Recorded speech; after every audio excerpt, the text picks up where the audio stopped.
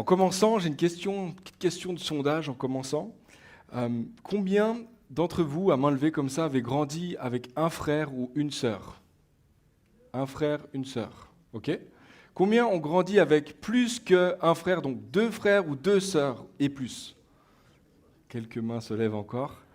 Pour tous ceux qui ont vécu cette expérience magnifique de vivre l'enfance avec d'autres frères et sœurs, vous savez que c'est une des plus grandes bénédictions de l'enfance que d'avoir des frères et sœurs. Et c'est aussi une des plus grandes épreuves de la vie d'un enfant, que de vivre avec des frères et sœurs, de devoir tout partager avec lui, avec elle. Mais comment, pourquoi? Je dois partager même l'attention de mon père ou de ma mère sur moi. Même ça, je dois même partager mon repas. Je dois même partager mes jouets. Voilà, on le sait tous, c'est à la fois une grande bénédiction d'avoir des frères et sœurs, puis des fois, ça peut être un défi aussi que d'avoir des frères et sœurs. Chez moi, on était 3 garçons à la maison. Je peux vous dire qu'il y avait de l'ambiance. Il y avait 3 Zach. Pour ceux qui connaissent mon fils, connaissaient l'ambiance. Ben là, c'était x3. Et vraiment, le Seigneur a équipé mes parents particulièrement d'une grâce spéciale. Voilà, je peux vous assurer que la maison, ça ressemblait constamment, tout le temps, en tout temps, de manière permanente, c'était soit un grand circuit de voitures, soit un champ de bataille. C'était soit l'un, soit l'autre. Il y avait toujours soit un grand jeu qui était organisé sur tout l'appartement, que mon père savait, mais punaise, pourquoi il y a encore des jeux partout? Ou alors c'était transformé en grand champ de bataille. C'est soit le rêve absolu, soit c'était le cauchemar, le plus grand cauchemar aussi de mes parents. Et je crois que c'est tellement représentatif des fois, cette relation entre frères et sœurs qu'il peut y avoir aussi dans l'Église. Parfois, c'est la plus grande bénédiction de partager la vie, la foi, la marche avec Dieu ensemble. Et parfois, c'est vrai, c'est un défi, c'est une épreuve. Des fois, c'est compliqué de marcher ensemble, de partager même l'attention du Père. Mais rassurez-vous, le Seigneur a de l'attention, il a de l'amour pour chacun, assez en réserve pour tous. Dans le 4e chapitre de l'Épître de Jacques, qu'on ouvre encore aujourd'hui, Jacques pose cette question au tout début. Il dit « D'où proviennent les conflits et les luttes entre vous ?» D'où proviennent les conflits et les luttes entre vous? Aujourd'hui, j'apporte le 4e message de cette série qu'on a commencé maintenant il y a 4 dimanches, dans l'Épître de Jacques, une série qu'on a appelée « Montre-moi ta foi ». Parce que Jacques parle de cette foi qui se voit, d'une foi qui n'est pas seulement...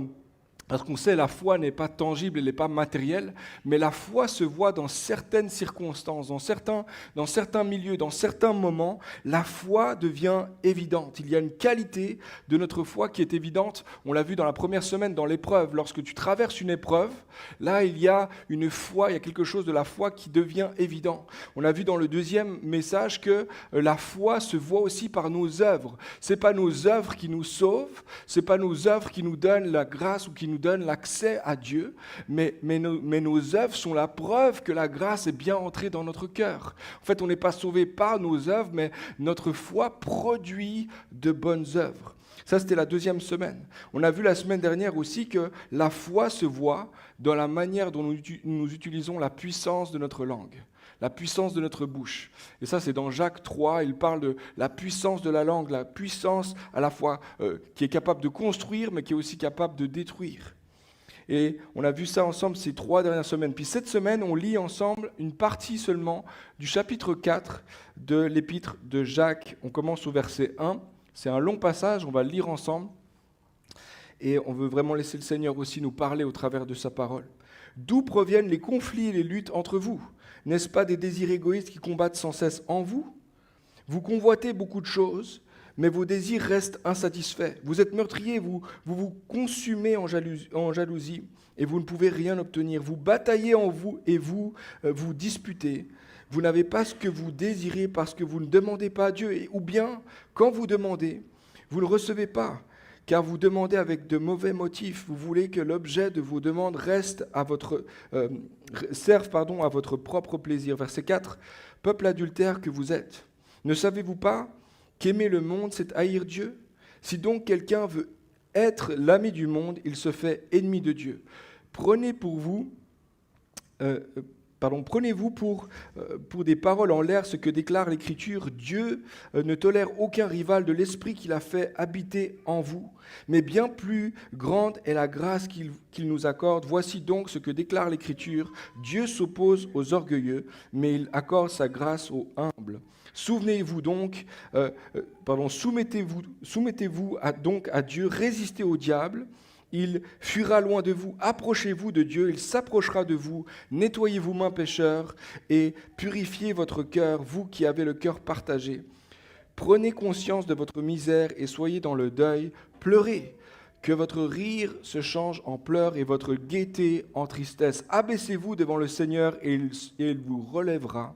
Verset 11, frères et sœurs, ne vous critiquez pas les uns les autres. Celui qui critique son frère ou sa sœur et qui se fait son juge, critique la loi et le juge. Mais si tu juges la loi, tu n'es plus celui qui obéit, tu t'en fais le juge. Or, il n'y a qu'un législateur et juge, celui qui peut sauver et faire périr. Mais pour qui te prends-tu, toi qui juges ton prochain? On est gentiment habitué, pour ceux qui nous rejoignent ce matin, bienvenue à vous. Mais on est gentiment habitué maintenant depuis 3-4 semaines au ton direct et un petit peu piquant de Jacques. C'est pas moi qui dis ça, c'est Jacques qui écrit ça. Et les mots sont parfois difficiles à entendre et certains mots en fait nous piquent directement parce que Jacques, on l'a entendu déjà depuis plusieurs semaines, mais Jacques s'adresse à une communauté de croyants, à des communautés de croyants, et il veut s'assurer que leur foi est authentique. Que leur foi n'est pas juste une foi qui, en mots seulement, en pensée seulement, en concept seulement, mais que leur foi devient réelle, palpable, visible aussi. Et il parle de plusieurs choses. Et là, dans ce chapitre, il commence en parlant des luttes et des conflits qu'il y a entre les chrétiens. On l'a vu la première semaine que Jacques ne s'adresse pas à une communauté en particulier, comme par exemple Paul qui s'adresse à Rome ou aux chrétiens de Rome, ou Jean qui s'adresse à Gaius. Non, lui, il s'adresse aux chrétiens qui sont dans la dispersion. Il est en train de parler aux églises de ceux qui vivent la persécution un petit peu partout dans l'Empire romain. C'était des lettres qui bougeaient et qui étaient transmises en fait d'une communauté à l'autre, ce qu'on appelle des lettres catholiques, les lettres de l'unité, qui sont finalement tout le corps. Et là, dans cette lettre, Jacques n'adresse donc pas un problème en particulier, il ne parle pas d'un conflit en particulier, d'une communauté en particulier. Il dit en fait, dans les églises, il y a des conflits. Et là, pour moi, c'est intéressant parce que Jacques, c'est un ancien à Jérusalem. C'est un homme, un leader qui a vu toutes sortes de choses se passer dans l'Église. Et lui, il est très, très réaliste sur ce que c'est l'Église. Il n'est pas du tout idéaliste. Il aime l'Église. Il se donne pour l'Église. Il est d'ailleurs mort pour le témoignage qu'il a porté dans l'Église. Mais il est très réaliste sur le fait qu'il y a parfois, il faut le dire, des conflits, des luttes entre les chrétiens. Et il ne fait pas semblant que ça n'existe pas. Il dit, il existe parfois des conflits et des luttes, mais d'où viennent-elles ? D'où viennent ces luttes ? Puis même si ce n'est pas une fierté pour nous, la vérité, il faut le dire, c'est que dans l'Église, nous avons parfois des luttes et des conflits. Que ce soit dans l'Église locale, mais parfois entre les églises, entre des chrétiens, puis tu ne sais même pas qu'est-ce qui m'a fait, puis en 1900, nanana, et tout. Et tu ressors des vieux dossiers, certains parlent d'archivistes, les archivistes de ce qui s'est passé, et tout, ils vont te sortir ce qui s'est passé en 1925, etc. Et on porte ça de génération en génération. Et c'est vrai, il arrive parfois qu'il y a des conflits, il y a des querelles, il y a des luttes qui apparaissent parfois entre les membres. Mais je crois qu'il est important de le dire et de ne pas faire semblant que tout va toujours tout bien. Parce que la réalité, c'est que si tu es chrétien depuis plus que 3 mois, tu connais exactement de quoi je suis en train de te parler. Il n'y a que les gens qui ne sont pas mariés qui idéalisent le mariage. Il n'y a que les gens qui n'ont pas d'enfants qui idéalisent ce que c'est la parentalité. Il n'y a que des gens qui n'ont pas encore de travail, qui idéalisent la vie et le travail, etc. Il n'y a que des gens, écoutez-moi bien, il n'y a que des gens qui ne sont pas encore à la retraite, qui idéalisent la retraite. Il n'y a que des gens qui observent de loin l'Église, qui n'en font pas partie, qui idéalisent ce que c'est l'Église. Parce que si tu es comme moi, et que tu as vécu un tout petit peu de temps dans l'Église, tu sais très bien que ça ne se passe pas toujours tout rose et tout bien. Amen. Ça, c'était un amen du cœur. C'est vrai. C'est vrai, il arrive. Et ce n'est pas une fierté. Mais Jacques adresse cette question-là et dit, il y a des luttes. D'où viennent-elles? D'où viennent ces luttes? Et il va dire, on va lire le verset 1 au complet, d'où proviennent les conflits et les luttes entre vous? N'est-ce pas des désirs égoïstes qui combattent sans cesse en vous? D'où viennent ces luttes entre vous? Est-ce que ça ne se passe pas premièrement en vous? Ça ne commence pas là, à l'intérieur de vous? En d'autres mots, Jacques pose la question, est-ce que vous voyez le lien qu'il y a entre les luttes qui se passent entre vous et les luttes qui se passent en vous? Pour lui, les luttes entre eux ne sont pas le véritable problème. En fait, ils sont le symptôme d'un problème plus profond. Tu vois, il y a des gens qui travaillent ici dans le domaine de la santé, vous savez exactement de quoi je parle, parce que tu peux donner un médicament qui règle le symptôme, qui ne règle pas réellement la maladie. Il est en train de dire, là, vous êtes en train de travailler sur le symptôme.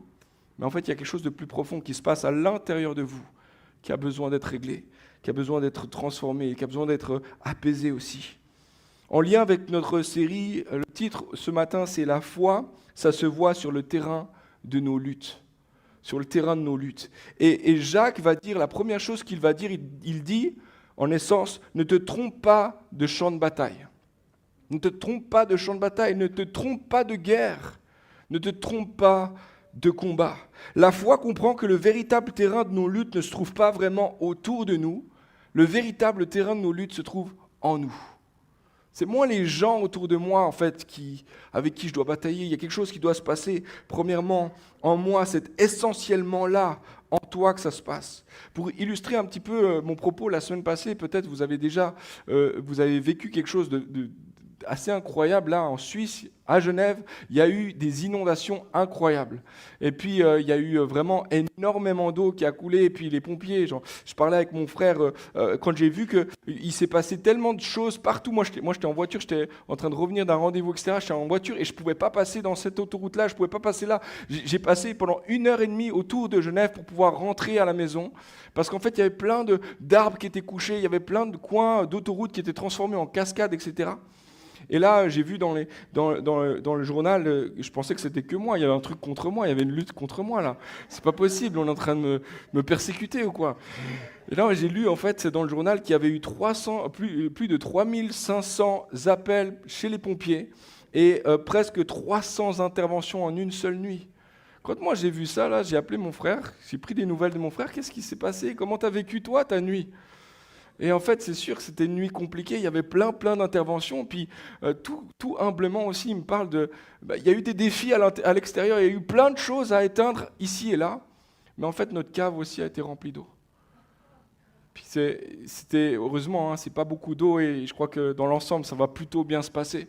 Mais combien savent qu'il est possible de vivre toutes sortes de conflits à l'extérieur, toutes sortes de choses que tu es en train d'éteindre, tu es en train de faire en sorte que l'eau ne déborde pas, etc., puis à l'intérieur de toi, il y a quelque chose qui est en train de se passer. C'est exactement de ça dont Jacques est en train de parler. Il dit qu'il y a des luttes extérieures, c'est vrai, mais les luttes les plus difficiles sont celles qui se trouvent à l'intérieur. Déjà au chapitre 3, il va dire en Jacques 3, verset 16, il va dire « Là où règne la jalousie et l'esprit de rivalité, là habite aussi le désordre et toutes sortes de pratiques indignes. » Il est en train de dire ce qui se passe à l'intérieur de toi, c'est ça qui produit toutes sortes de pratiques indignes, toutes sortes de désordres dans les relations aussi. Voici donc le principe. Il dit l'ennemi numéro 1 ne se trouve pas tellement là. L'ennemi numéro 1 se trouve plutôt là. Il y a quelque chose à l'intérieur de moi qui est en train de lutter et qui produit toutes sortes de luttes aussi à l'extérieur. Donc l'idée ici, c'est de ne pas mettre trop ton énergie sur ce type de conflit-là, mais plutôt de mettre ton énergie, ta force, ta foi aussi pour lutter dans ce type de conflit-là, à l'intérieur de toi. Ça, c'est comme un arbre qui porte, un bon arbre va porter du bon fruit. S'il est en santé, il va porter du bon fruit.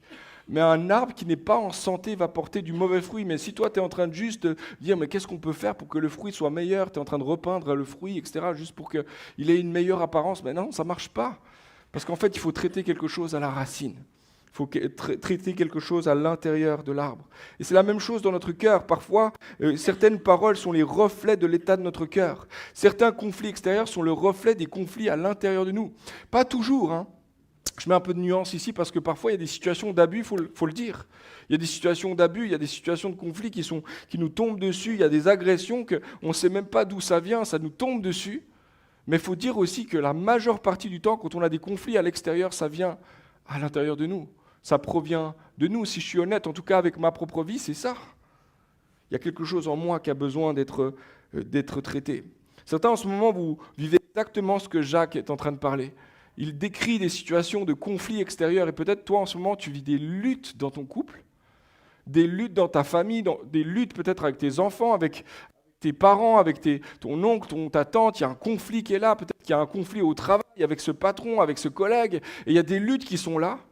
Des luttes peut-être avec le voisin ou cette voisine-là qui n'arrête pas sans cesse me faire des histoires, etc. Et peut-être la lutte avec la banque, la lutte avec toutes sortes de choses. Moi, je ne connais pas exactement ta situation.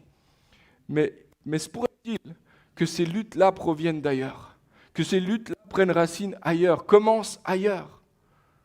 Pas toujours, pas 100% du cas, mais quand même, très souvent, il y a un lien avec quelque chose qui se passe à l'intérieur de nous. Puis Jacques, il est tout à fait conscient de ça, il va dire au verset 2 et 3, « Vous convoitez beaucoup de choses, mais vos désirs restent insatisfaits.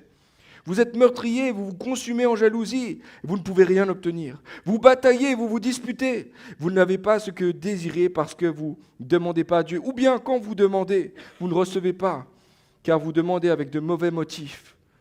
Vous voulez que l'objet de vos demandes serve votre propre plaisir. » Puis il est en train de dire, en fait, tu as beau te battre à l'extérieur, en fait, ça ne va jamais combler profondément le besoin, le désir qu'il y a en toi. Parce que ça se passe là. Toi, Jacques, il fait un lien très fort entre le comportement de lutte extérieure et le comportement de lutte intérieure. Il dit, à l'extérieur, vous convoitez beaucoup de choses. À l'intérieur, vous demeurez insatisfait.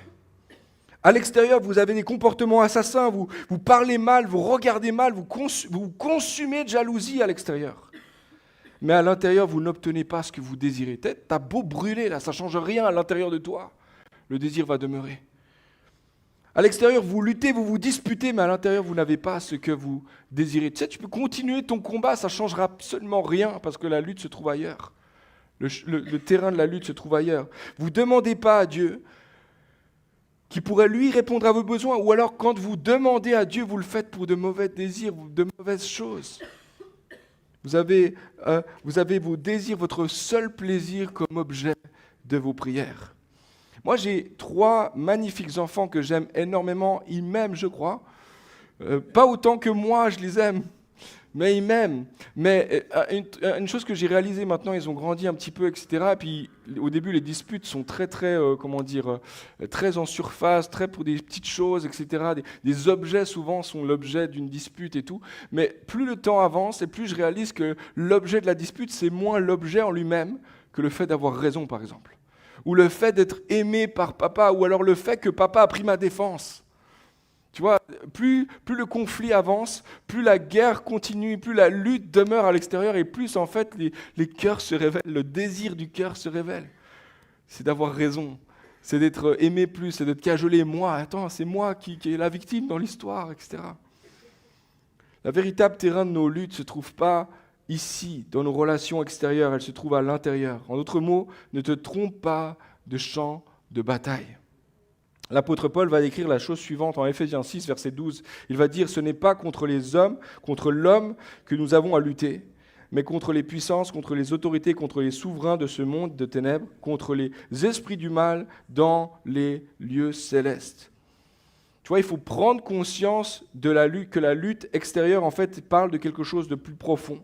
Mais je crois qu'il est aussi important de connaître la nature de nos luttes intérieures. Il ne s'agit pas juste d'une lutte avec moi-même, il s'agit d'une lutte spirituelle.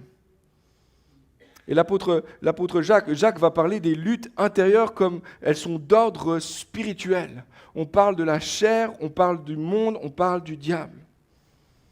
Ça peut paraître peut-être bizarre pour quelqu'un ce matin d'entendre parler de lutte, de combat. Oh, moi, je croyais plutôt que la vie chrétienne, c'était plutôt un long voyage, un pèlerinage.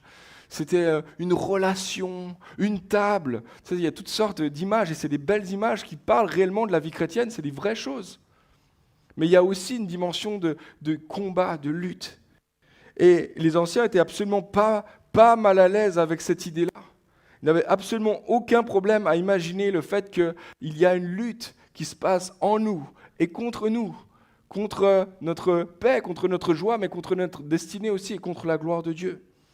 Et la vérité, c'est qu'il y a une guerre spirituelle non visible, mais une guerre quand même qui a pour objet ta liberté, ton cœur et ta destinée. Malheureusement, dans ce combat, il n'existe absolument aucun terrain neutre. Et tu sais quoi, tu n'as qu'à me brandir ton passeport suisse. Ça ne change absolument rien. Il n'y a pas de terrain neutre dans la guerre spirituelle. C.S. Lewis a dit ceci: il n'y a pas de terrain neutre dans tout l'univers. Chaque centimètre carré, chaque fraction de seconde est revendiqué par Dieu et réclamé par Satan. Il y a une guerre, peut-être que tu n'es pas au courant, mais tu es au milieu de cette guerre-là. Puis, je le disais tout à l'heure, mais nos anciens, ceux qui nous ont précédés dans la foi, ne sont pas du tout mal à l'aise avec le combat spirituel. Paul va écrire dans 2 Corinthiens 10, « Si en effet nous vivons dans la réalité humaine, nous ne combattons pas de façon purement humaine. En effet, les armes avec lesquelles nous combattons ne sont pas humaines, mais elles sont puissantes, grâce à Dieu pour renverser les forteresses. » Il va parler des idées tout à l'heure, juste après. En Ephésiens 6, verset 13, il dit « Prenez toutes les armes de Dieu afin de pouvoir résister dans le jour mauvais et tenir ferme après avoir tout surmonté. Tenez donc ferme, ayez autour de vous votre taille, la vérité en guise de ceinture, enfilez la cuirasse de justice, etc., etc. » Il va parler du casque du salut, il va parler des chaussures du zèle, il va parler de l'épée de la parole. Toutes sortes de choses, toutes sortes d'éléments qui sont en fait l'armure des chrétiens. Et c'est par ce moyen-là, par ces choses-là spirituelles. Prends pas une arme, prends pas un pistolet sur toi, pas du tout. Il y a une dimension de combat spirituel qui nécessite des armes spirituelles. Maintenant, le souci n'est pas seulement que nous avons tendance à pas être conscients de cette guerre, mais qu'on ne connaît pas forcément toujours nos ennemis. De quel ennemi est-ce qu'on parle? La Bible est très claire sur 3 ennemis spirituels qui s'attaquent à notre vie, pour gagner en fait notre paix, pour gagner notre cœur. Il parle premièrement du diable, de la chair et du monde. Parfois on s'imagine, on met toujours tout sur le compte du diable, mais parfois c'est d'autres choses. Il y a 3 ennemis qui travaillent ensemble et la Bible est très claire sur le sujet. Il y aurait tellement de choses à dire sur ces trois ennemis spirituels. Je ne vais pas pouvoir développer beaucoup sur le sujet-là, mais premièrement, le diable, c'est pas une fiction. Jésus va en parler tellement de fois. Il va parler tellement de fois de ce personnage qui est bel et bien un être spirituel, une créature de Dieu, et qui par orgueil s'est rebellé contre Dieu et cherche en fait à atteindre Dieu en nous combattant nous, en détruisant toute la création. Et depuis la chute, en fait, il cherche à détruire Dieu. Il est farouchement opposé à toute sa création. Et il y a plusieurs éléments qui sont importants. La première, c'est qu'il est une créature de Dieu. C'est-à-dire qu'il n'est pas l'égal de Dieu. Il n'est pas un combat égal, c'est pas l'un contre l'autre. Non, Dieu est bien au-dessus du diable. Il est une créature. Ça veut dire aussi que Satan a un début, puis ça veut dire qu'il a une fin aussi. Ce n'est pas le cas de Dieu. La deuxième chose qui est importante, Jésus va l'appeler le prince de ce monde. Et ce qui veut dire par là, c'est qu'il a autorité sur ce monde. Ce n'était pas la réalité au tout début. Dieu voulait et avait donné autorité à l'homme, à la femme. C'était à nous en fait d'être les princes de ce monde. Mais à cause de l'entrée du péché dans le cœur de l'homme, lorsqu'il s'est rebellé contre Dieu, en prenant ce fruit, en se rebellant contre Dieu, il a donné l'autorité à Satan, qui est devenu maintenant le prince de ce monde. Et ce que Jésus est venu faire, c'est récupérer l'autorité. C'est pour ça qu'il devait être un homme. C'est pour ça qu'il est le deuxième Adam. Il devait récupérer l'autorité qui avait été donnée à Satan. Et la troisième chose, Jésus l'appelle le père du mensonge. Il l'appelle le père du mensonge. En fait, pourquoi il l'appelle comme ça? Parce que son arme principale, c'est le mensonge. La seule façon par laquelle le diable nous combat, c'est par le mensonge. S'il arrive à infiltrer des pensées mensongères en toi, dans ton cœur, et que toi tu vives de par ces mensonges-là, et ben en fait il aura gagné. Parce que tu ne vas plus vivre selon la réalité de Dieu, mais selon le mensonge de l'ennemi. Evraginus Ponticus, qui est un père de l'Église au IVe siècle, a écrit ceci: « Notre combat contre le diable est premièrement et principalement un combat pour reprendre contrôle de nos pensées, de la captivité du mensonge et de les libérer avec l'arme de la vérité. » Tu combats l'ennemi, tu combats le diable par la vérité, en connaissant la vérité. Si tu lis, si tu t'imbibes de la parole de Dieu, alors tu te donnes les capacités de combattre contre les mensonges de l'ennemi, de vivre aussi par la vérité et non pas par le mensonge. Ça, c'est le premier ennemi. Le deuxième, c'est la chair. Et dans le grec, il y a un seul mot qui parle de la chair, mais il y a plusieurs définitions. Et la chair parle à la fois de la chair, on parle de la peau, des os, etc. On parle de l'ethnicité aussi parfois. Mais on parle aussi des désirs en fait intérieurs, des désirs de notre nature pécheresse. Puis même si tu ne connais pas forcément ce terme biblique-là, tu sais exactement de quoi je parle, parce qu'il y a comme à l'intérieur de toi des fois des désirs incontrôlables. Tu sais à l'intérieur de toi que c'est faux, tu sais que ce n'est pas juste, c'est ça que tu ne veux pas faire, mais à l'intérieur de toi, il y a quelque chose qui te pousse à le faire. Et ça, c'est la chair. Ça, c'est ce que la Bible appelle la chair. Eugène Peterson a défini la chair comme la corruption que le péché a introduit dans nos appétits et dans nos instincts. Il y a comme quelque chose qui a infiltré tes désirs, les désirs de ton cœur. C'est le péché. Et à cause de ça, en fait, il y a des désirs qui sont désordonnés. Et tu vis parfois de désirs désordonnés. Et la Bible dit qu'il y a un combat entre la chair et l'esprit. Paul va dire dans Galates 5, il va dire « Marchez selon l'esprit et vous n'accomplirez pas les désirs de la chair. Car la chair a des désirs contraires à ceux de l'esprit. Et l'esprit en a de contraires à ceux de la chair. Ils sont opposés entre eux. » La chair, c'est les désirs désordonnés qui combattent et luttent en nous les désirs de Dieu pour notre vie. Le diable, la chair, puis le troisième ennemi, c'est le monde. Le monde, dans la Bible, il fait référence à plusieurs choses. Premièrement, il fait référence à la création. L'ensemble de la création, c'est le cosmos. Il fait parfois référence à toute l'humanité. Dieu a tant aimé le monde qu'il a donné son Fils unique. Il parle de l'humanité. Mais il fait aussi parfois référence à plutôt de manière négative, à tout un système d'idées, de valeurs morales, de pratiques et de normes sociales qui sont intégrées et même institutionnalisées et qui sont contre les valeurs de Dieu. On parle d'une culture, on parle d'une façon de penser, d'une manière de réfléchir, d'une vision du monde qui pense à l'inverse de Dieu. L'apôtre Paul va dire aux chrétiens de Rome, en Romains 12, « Ne vous conformez pas au monde actuel, mais soyez transformés par le renouvellement de l'intelligence afin de discerner quelle est la volonté de Dieu, ce qui est bon, agréable et parfait. » Puis il y aurait toutes sortes de choses à dire sur le diable, sur la chair et sur le monde. Mais l'élément le plus important, je crois qu'il faut savoir, premièrement, c'est qu'il y a trois ennemis. Ce n'est pas toujours seulement le diable. Puis la deuxième chose qui est importante de savoir, c'est qu'ils travaillent ensemble. Ils collaborent ensemble à saboter notre vie, à saboter notre joie, notre paix, notre destinée, dans le seul objectif de saboter la gloire de Dieu.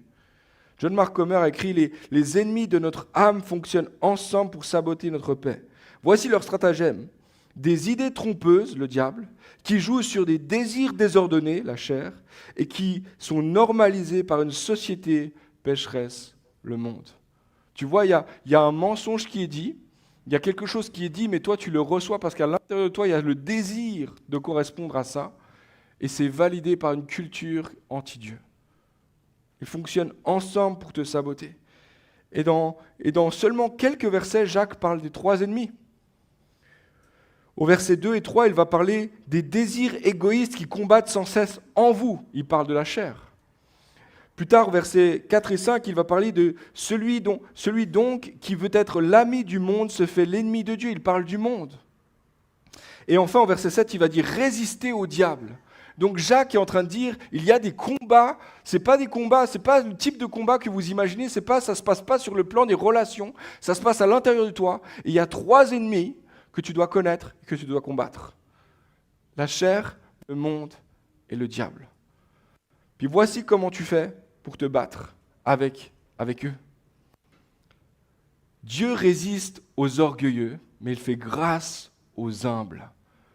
La façon dont nous combattons contre nos ennemis spirituels, c'est l'humilité.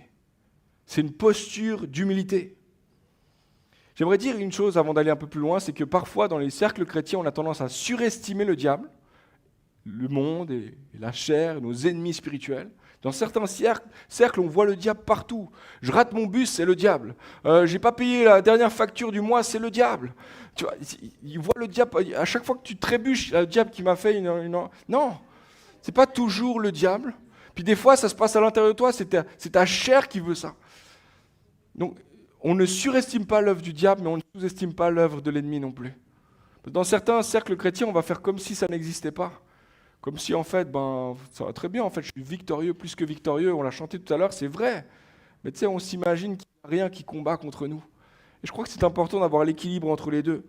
Si on a tendance à surestimer, en fait, tout va venir du diable, mais si on sous-estime, on aura tendance à même déshumaniser les gens autour de nous. Parce qu'on s'imagine que tous les problèmes viennent de gens pervers, de gens méchants, de structures méchantes. Alors qu'on sait qu'il y a un combat contre nous, spirituel, d'ordre spirituel. Jacques ne semble absolument pas sous-estimer l'influence de l'ennemi. Et il veut que nous soyons au courant de comment le combattre. L'arme secrète, je termine avec ça, l'arme secrète pour combattre, pour lutter sur le bon terrain, c'est l'humilité. C'est ton arme secrète. Verset 7, Dieu s'oppose aux orgueilleux, mais il fait grâce aux humbles. Dieu donne la victoire dans nos luttes contre nos ennemis lorsque nous abandonnons notre orgueil et que nous adoptons une posture d'humilité. En fait, la meilleure chose que tu puisses faire sur le terrain des luttes intérieures, c'est de confesser. Je n'arrive pas par moi-même. Je n'y arriverai pas par moi-même. Je n'ai pas les ressources en moi-même. Mais j'ai besoin de toi, Seigneur. Viens combattre pour moi. Viens combattre à mes côtés. L'orgueil, tu vois, il croit qu'il va y arriver par lui-même. L'orgueil croit qu'il est fort et qu'il est capable d'y arriver s'il le veut vraiment. L'orgueil pense pouvoir se débrouiller sans trop d'aide. L'orgueil cherche à se battre contre plus fort que lui. Mais l'humilité, au contraire, reconnaît à la fois ses forces et ses faiblesses. L'humilité, c'est accepter ses limites et n'a pas peur de demander de l'aide. L'humilité ne s'appuie pas sur ses capacités pour combattre, mais sur les capacités infinies de Dieu pour mener le combat. L'humilité triomphe des combats intérieurs parce qu'il sait que Dieu résiste aux orgueilleux, mais qu'il fait grâce aux humbles. C'est pour ça que l'apôtre Jacques va continuer. Les versets suivants, ils nous font un peu bizarre, mais il donne des conseils très très pratiques de comment vivre l'humilité. Il va dire, verset 7, « Soumettez-vous donc à Dieu, résistez au diable, il fuira loin de vous. Approchez-vous de Dieu, et il s'approchera de vous. Nettoyez vos mains, pécheurs, et purifiez vos cœurs. Vous qui avez le cœur partagé, prenez conscience de votre misère, soyez dans le deuil, pleurez, que votre rire se change en pleurs, et vos gaietés en tristesse, abaissez-vous devant le Seigneur, et il vous relèvera. » C'est lui qui va s'occuper de me relever. C'est lui qui va combattre pour moi. Mon job à moi, c'est de reconnaître, c'est de venir à Dieu, c'est de sentir à quel point en fait je ne suis pas capable par moi-même. Tu vas combattre pour moi, Seigneur. Tu vois, l'orgueil, l'humilité, parfois on s'est imaginé qu'il y avait, qu'il y avait une définition un peu étonnante à propos de l'orgueil. Jusqu'au XXe siècle, la majorité des cultures traditionnelles, on a pensé que quand on a une trop haute opinion de soi-même, en fait, c'est là les problèmes qui commencent. C'est là où il y a probablement un fondement pour le mal dans le monde. Dans notre culture postmoderne occidentale, on va dire l'inverse, totalement l'inverse. On va dire que si tu as une estime très faible de toi-même, c'est là que vont naître les problèmes. Et du coup, notre approche, c'est de donner de la valeur aux gens et puis de dire à quel point ils sont importants, etc. Et à partir de là, ils vont pouvoir peut-être réaliser leur valeur et du coup ne plus fonctionner comme ils fonctionnaient dans le passé. Et la psychologue Lauren Slater a écrit un article qui s'appelle « Le problème de l'estime de soi » et elle démontre qu'il n'y a absolument aucun lien entre la façon dont on s'estime soi-même, que ce soit haut, que ce soit bas, et notre comportement. Aucun lien. Timothy Keller va dire « L'essence de la véritable humilité n'est pas de se sous-estimer ni de se surestimer, mais simplement d'être moins centré sur soi. » Ce n'est pas de moins penser de soi, c'est de moins penser à soi. Ça, c'est la véritable humilité, c'est de détourner son regard de moi-même, de tourner mes regards vers Dieu. Jacques savait que le véritable combat des luttes intérieures ne se gagne pas par la force de l'homme ou la capacité de la volonté humaine, mais qu'il se gagne dans la capacité de s'humilier devant Dieu, de reconnaître son humilité ou ses limitations. Puis le pire danger pour un chrétien, les amis, c'est de commencer avec l'humilité, au tout début de la foi, de marcher de commencer la marche chrétienne en disant « c'est vrai, j'y arriverai pas par moi-même, je ne vais pas y arriver, viens à mon aide Seigneur ». C'est d'être sauvé par grâce le premier jour, puis de sauver par tes propres forces le lendemain, puis le surlendemain, puis les mois qui vont suivre. C'est le pire danger pour un chrétien. En fait, tu as besoin de l'humilité, tu as besoin de la grâce de Dieu le premier jour, puis le deuxième, puis le troisième, puis 10 ans plus tard, puis 20 ans plus tard, puis jusqu'à la fin de ta vie. Tu as besoin de marcher dans ce chemin d'humilité. Dans ce chemin, je n'y arriverai pas par moi-même. Je n'ai pas réussi par moi-même, j'y arriverai pas par moi-même. C'est toi, Seigneur, qui réussis à l'intérieur de moi. La vérité, c'est qu'il n'y a personne qui va y arriver par soi-même, qui va traverser ses luttes intérieures par ses propres forces. Il n'y a rien qui va faire que tu vas lutter contre ses ennemis par toi-même et remporter. Seulement si tu réalises que Dieu combat pour toi. À ce moment-là, en réalisant en fait tes limitations et en reconnaissant la grandeur de Dieu, alors Dieu s'approche, il fait grâce aux humbles, il résiste aux orgueilleux. Verset 10, abaissez-vous devant le Seigneur et il vous relèvera. Dans tes combats, dans tes luttes, l'arme secrète du chrétien, c'est l'humilité. C'est l'humilité. Je termine dans quelques instants. On va peut-être juste jouer quelques notes à l'arrière et puis on va prier dans quelques instants pour répondre à ce message aussi. Mais Jacques termine son propos et il fait un lien un peu étrange.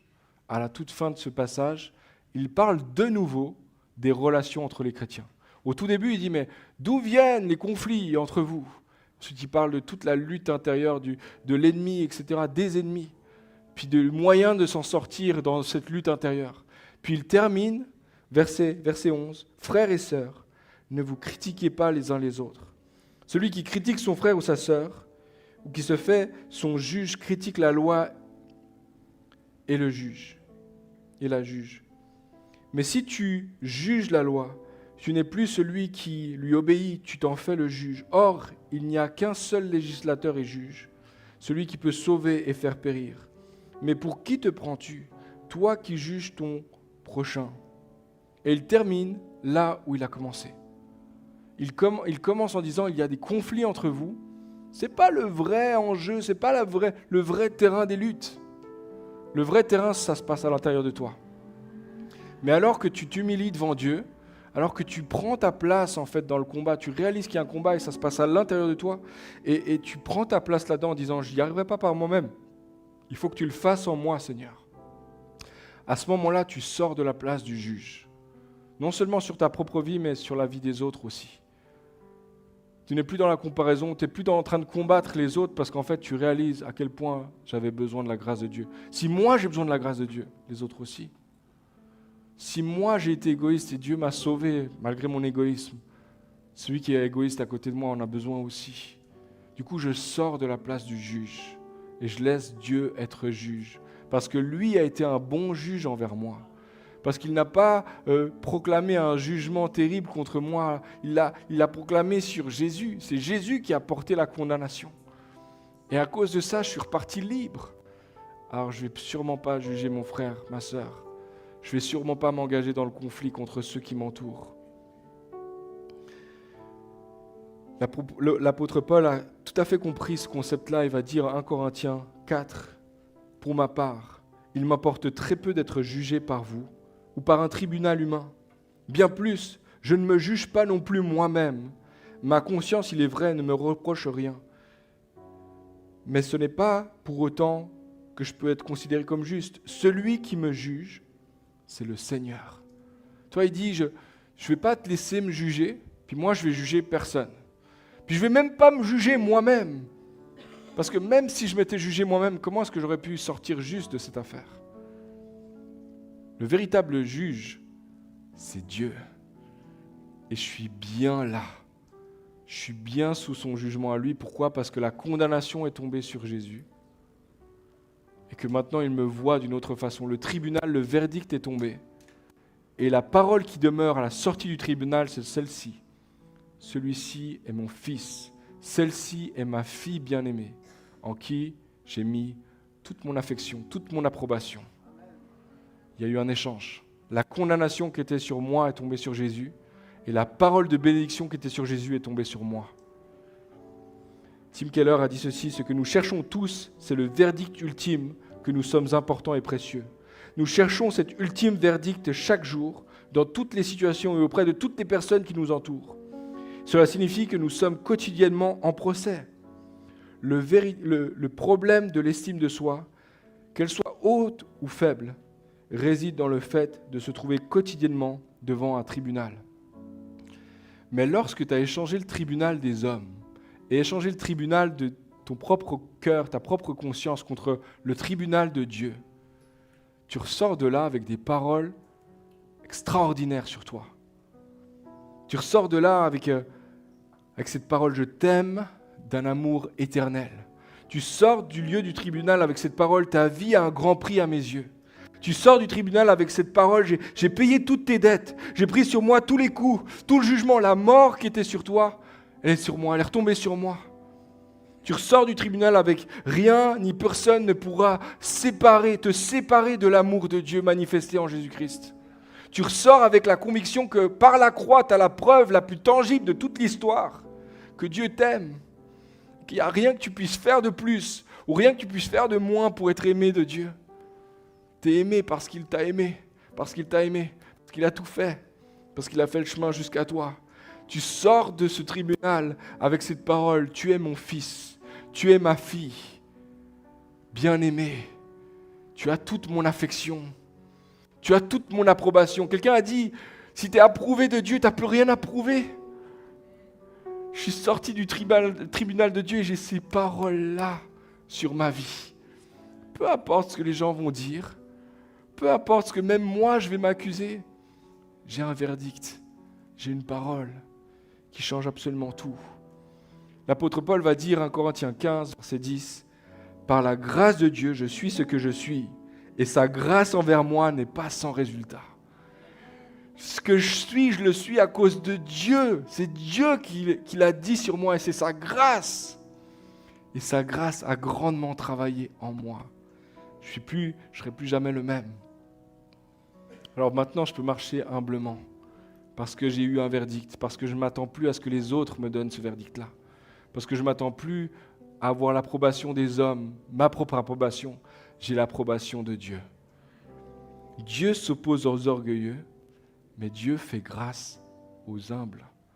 J'aimerais simplement vous proposer qu'on se tourne vers Dieu ce matin, en terminant. Priez simplement en disant « Seigneur, j'ai besoin de toi. J'entends ta parole, j'entends ce que tu dis. Ce matin, tu l'as dit, répété au long des siècles dans toutes les églises et pour tous les croyants, Seigneur, mais cette parole est pour moi aujourd'hui. De toutes ces luttes extérieures, en fait, il y a un combat qui se passe plutôt à l'intérieur en vrai. Puis je suis conscient de la nature du combat. Il y a un combat spirituel qui cherche à saboter ma vie, ma destinée, ma paix, ma joie. Mais je suis conscient aussi, Seigneur, que toi, tu as remporté le combat. Que toi, tu es fort lorsque je suis faible. Tu es fort dans mes faiblesses, Seigneur. Alors je m'humilie devant toi. Je viens à toi, Seigneur. Je sens à quel point je suis faible, c'est vrai. Et c'est tellement sain de sentir à quel point j'ai cette misère-là par moi-même, à quel point je suis pauvre sans toi. Et toi, tu m'enrichis. Puis toi, Seigneur, tu me donnes force. C'est toi qui me relèves, Seigneur. Je bénis ton nom ce matin de pouvoir venir au tribunal de Dieu. Je ne me laisse pas juger par les autres. Je ne me laisse pas juger même par ma conscience. Le seul juge, c'est toi. Et ton verdict est tellement libérateur. Ton verdict est tellement aimant, tellement changé ma vie. Seigneur, je bénis ton nom de ce que tu as dit sur ma vie, sur la vie de mes frères et sœurs. Que ce soit il y a 10 ans, 20 ans en arrière ou de ce que tu dis ce matin, sur une personne qui n'a peut-être jamais entendu de son propre entendement le verdict de Dieu sur sa vie. Merci Seigneur que par ton esprit en ce moment, tu imprimes fortement ces... Celui-ci est mon fils. Celle-ci est bien-aimée, en qui je mets toute mon approbation, il a toute mon affection. Indépendamment de tout ce qu'il a fait, pas fait, accompli, pas accompli, réussi, pas réussi. Il est aimé, elle est aimée. Tu es aimé de Dieu. Et la croix, c'est la plus grande preuve de son amour pour toi.